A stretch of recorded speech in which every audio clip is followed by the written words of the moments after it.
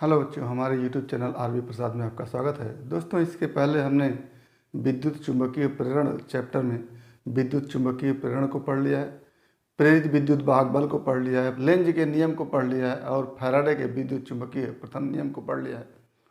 आज का हमारा टॉपिक होगा लॉरेंज बल के आधार पर विद्युत चुंबकीय प्रेरण तथा फैराडे के विद्युत चुंबकीय प्रेरण संबंधी प्रथम नियम की व्याख्या। तो आज हम विद्युत चुंबकीय प्रेरण, लेंज के नियम एवं फैराडे के विद्युत चुंबकीय प्रेरण संबंधी प्रथम नियम की व्याख्या लॉरेंज बल के आधार पर करेंगे। तो जैसा कि आप जानते हैं कि विद्युत चुंबकीय प्रेरण एक ऐसी प्रक्रिया है, एक ऐसी फेनोमेना है जिसमें यदि किसी परिपथ से संबद्ध चुंबकीय फ्लक्स में परिवर्तन होता है तो परिपथ के किन्हीं दो बिंदुओं के बीच प्रेरित विद्युत वाहक बल उत्पन्न होता है और यदि परिपथ पूर्ण होता है तो उसमें प्रेरित धारा बहने लगती है। इसकी व्याख्या हम करेंगे। और दूसरा लेंज का नियम है कि परिपथ में प्रेरित विद्युत वाहक बल या फिर प्रेरित धारा की दिशा इस प्रकार की होती है कि फ्लक्स में हुए परिवर्तन का वो विरोध करती है। और तीसरा कि प्रेरित विद्युत वाहक बल E = d∅/dt। तो इसकी भी हम व्याख्या लॉरेंज बल के आधार पर करेंगे। तो आइए देखते हैं कि लॉरेंज बल के आधार पर किस तरह से इन तीनों तथ्यों की व्याख्या हो सकती है। तो इस चित्र में हम देख रहे हैं कि एक चुंबकीय क्षेत्र है जिसकी दिशा इस बोर्ड के परपेंडिकुलर अंदर की ओर है, इस तरह से। और इस चुंबकीय क्षेत्र में एक यू आकार का चालक है जिसको हम L M N O के रूप में देख रहे हैं। इसी यू आकार के चालक पर एक L लंबाई का दूसरा चालक है जो इस यू आकार के चालक पर आगे पीछे खिसक सकता है। अब जब इस परिपथ को हम देखें जिसको कह सकते हैं JKMNJ, एक बद्ध परिपथ है। जब ये चालक इस यू आकार के चालक पर आगे पीछे खिसकेगा तो इस बंद परिपथ के एरिया में परिवर्तन होगा, क्षेत्रफल में परिवर्तन होगा। और क्षेत्रफल में परिवर्तन होने के कारण इस बंद परिपथ से गुजरने वाले फ्लक्स में परिवर्तन होगा। और फैराडे ने बताया कि यदि किसी बंद परिपथ से संबद्ध फ्लक्स में परिवर्तन होता है तो बंद परिपथ में धारा बहने लगती है जिसको हम प्रेरित धारा कहते हैं। और प्रेरित धारा की दिशा इस प्रकार से होती है कि फ्लक्स में परिवर्तन का विरोध करती है। जैसे अगर इस चालक तार को आगे बढ़ाने के कारण फ्लक्स में परिवर्तन हो रहा है तो धारा इस प्रकार से बहेगी कि इस चालक को आगे की तरफ नहीं बढ़ने देगी या इस पर पीछे की तरफ एक बल लगाएगी, यानी इधर की तरफ एक बल लगेगा। इसको भी हम देखेंगे कि कैसे लॉरेंज बल के आधार पर एक बल इधर की तरफ लगता है।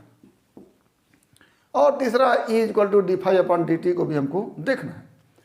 तो जब ये L लंबाई का चालक फॉरवर्ड डायरेक्शन में v वेग से चलता है तो इसमें जो मुक्त इलेक्ट्रॉन होते हैं वो भी इस चालक के साथ v वेग से चलने लगते हैं। और आप जानते हैं कि किसी चुंबकीय क्षेत्र में यदि कोई आवेश गति करता है तो उस पर लॉरेंज बल लगता है और उस लॉरेंज बल का मान होता है Fm से लिखें अगर तो होता है QVB sin थीटा। और यहाँ पर थीटा जो है वेग और चुंबकीय क्षेत्र की दिशा के बीच का कोण होता है। तो यहाँ पर वेग की दिशा फॉरवर्ड डायरेक्शन में आगे की तरफ है और चुंबकीय क्षेत्र इस बोर्ड के लंबवत अंदर की ओर है, तो दोनों के बीच का कोण 90 डिग्री होगा। तो ये Fm जो लॉरेंज बल है उसका मान Q की जगह E लिखेंगे क्योंकि मुक्त इलेक्ट्रॉन है, VB sin 90 यानी EVB।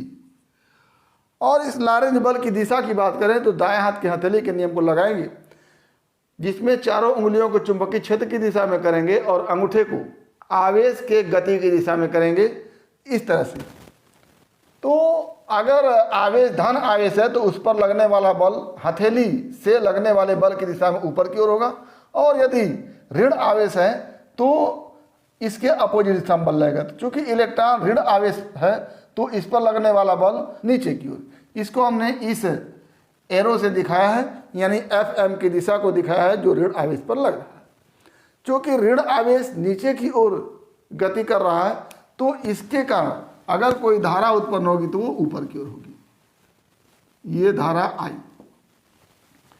चूंकि ये परिपथ बंद है तो इसमें धारा बहेगी और इस धारा को हम प्रेरित धारा कहेंगे, जिसका डायरेक्शन एंटी क्लॉकवाइज डायरेक्शन में है।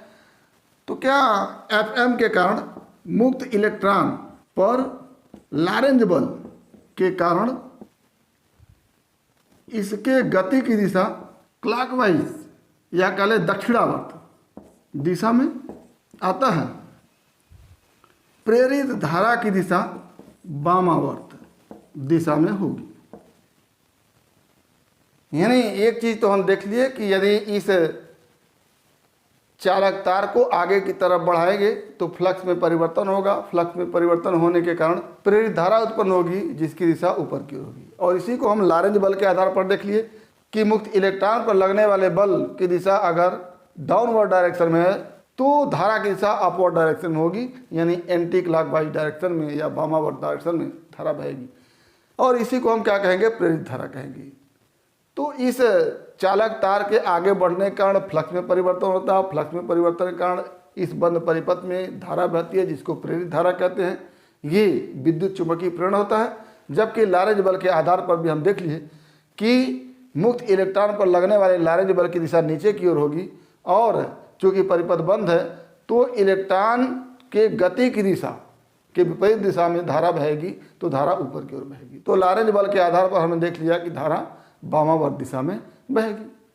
तो यदि कोई धारावाही चालक चुंबकीय क्षेत्र में गति करता है तो उस पर एक बल लगता है जिसका मान I × L × B × sin theta होता है। तो क्या लिखेंगे कि यदि कोई धारावाही चालक चुंबकीय क्षेत्र में गति करता है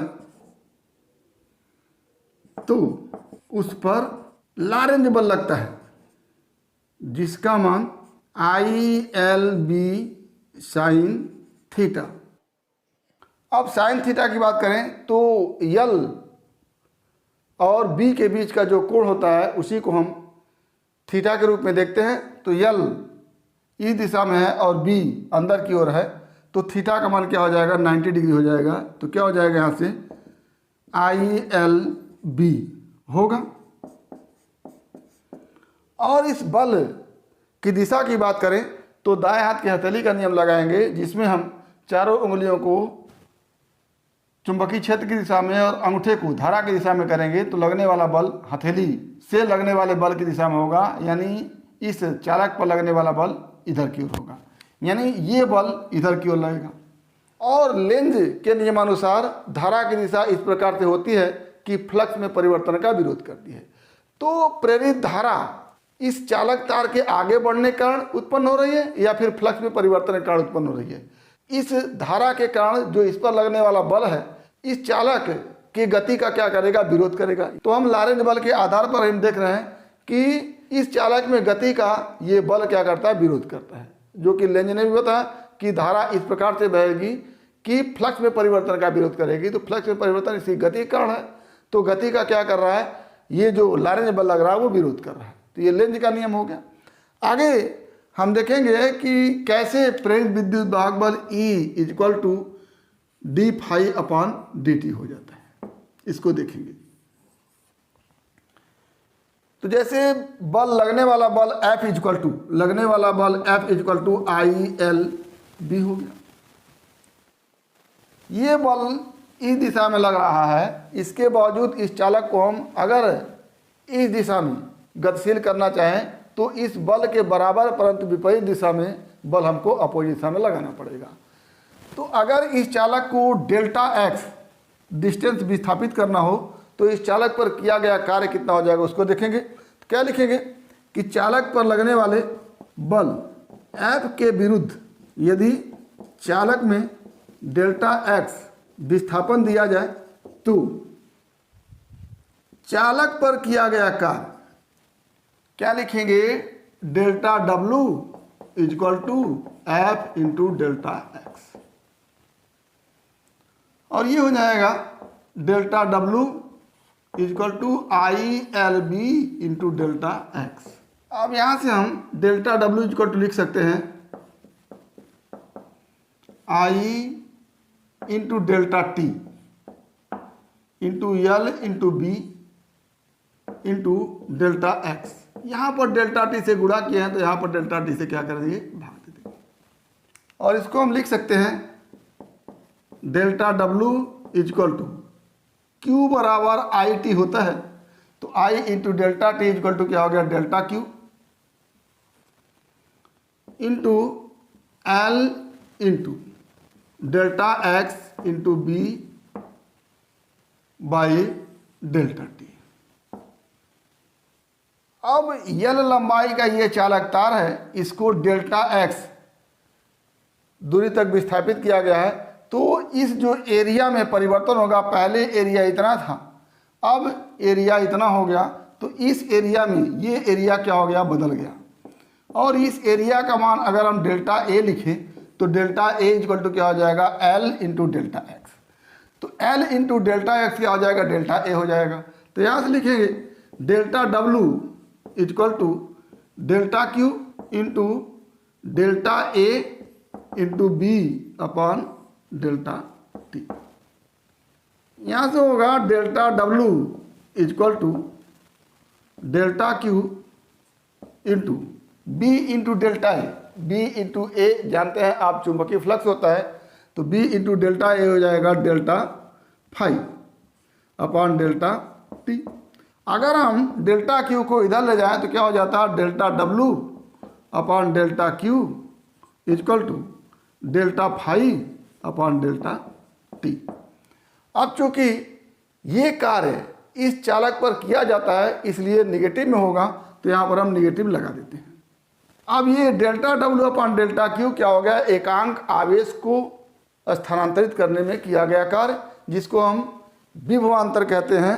इसको लिखेंगे v equal to minus delta five upon delta T, और यही विभवांतर जो होगा प्रेरित विद्युत भाग बल भी कहा जाएगा, तो ये लिख देंगे E equal to minus delta five upon delta T.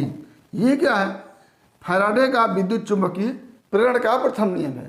तो लॉरेंज बल के आधार पर फैराडे के विद्युत चुंबकीय प्रेरण के प्रथम नियम को भी हम देख लिए। तो यहाँ पर हमने देखा कि किस तरह से इस चालक तार के गतिशील होने पर इस पर लगने वाले लॉरेंज बल के आधार पर इसमें एक प्रेरित धारा बहती है, जिसकी दिशा इस प्रकार से होती है कि इस प्रेरित धारा के कारण इस चालक तार पर लगने वाला बल इसके गति की दिशा के अपोजिट दिशा में हो, या चुंबकीय फ्लक्स में परिवर्तन का क्या करे, विरोध करे। तो प्रेरित धारा लॉरेंज बल के आधार पर हमने देखा, और लेंज के नियम को भी लॉरेंज बल के आधार पर देखा, और लॉरेंज बल के आधार पर ही हमने देखा कि फैराडे का विद्युत चुंबकीय प्रेरण का प्रथम नियम E equal to minus delta five upon delta T कैसे होता है। तो आज हमने लॉरेंज बल के आधार पर विद्युत चुंबकीय प्रेरण, लेंज के नियम और फैराडे के विद्युत चुंबकीय प्रेरण के प्रथम नियम को देखा। उम्मीद करते हैं कि टॉपिक आपको समझ में आया होगा। अगर इसमें किसी प्रकार की समस्या है तो आप हमारे YouTube चैनल के कमेंट बॉक्स में कमेंट करके अपनी समस्या का समाधान करेंगे, और यदि वीडियो क्लिप पसंद आए तो प्लीज़ लाइक करेंगे, शेयर करेंगे, साथ ही हमारे YouTube चैनल को सब्सक्राइब अवश्य करेंगे, ताकि हमारे द्वारा दिए गए हर वीडियो क्लिप का नोटिफिकेशन आपको मिलता रहे। तो आज बस इतना ही। अगला टॉपिक अगले वीडियो क्लिप में एक बार फिर आपके भविष्य के लिए बेस्ट ऑफ लक। धन्यवाद।